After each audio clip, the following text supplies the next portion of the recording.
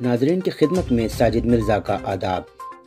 روزنامہ اردو ٹائمز ممبئی کے جلگاؤں ضلع نمائندے سعید پٹیل کو مولانا ابوالکلام آزاد لائبریری کرجوت تحصیل راویر ضلع جلگاؤں کی طرف سے مثالی صحافی ایوارڈ دیے جانے کا اعلان لائبریری کی طرف سے ہوا ہے۔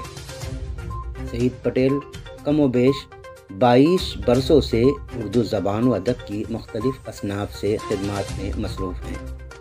صحافت کے ساتھ ساتھ موصوف نے افسانہ نگاری میں بھی مقام حاصل کیا ہے۔ اردو کا ایک بے لوث خادم بن کر بلا کسی غرض و لالچ کے موصوف مادری زبان کی خدمات میں مصروف ہے۔ ان کی خدمات کا اعتراف کرتے ہوئے مہاراشٹر راجیہ اردو ساہتیہ اکیڈمی نے انہیں 2018 کے مثالی صحافی کے ایوارڈ سے نوازا تھا۔ مولانا آزاد لائبریری کرجوت گزشتہ ایک دہائی سے علمی، ادبی، سماجی، تدریسی، طبی شعبہ جات میں بے لوث نمایاں کارکردگی انجام دینے والے خدام، خواتین و حضرات کو اعزاز دے کر ان کی حوصلہ افزائی کرتی ہے۔ موصوف کو ملے اس ایوارڈ پر ضلع کے ادبی حلقوں میں خوشی کا ماحول نظر آ رہا ہے۔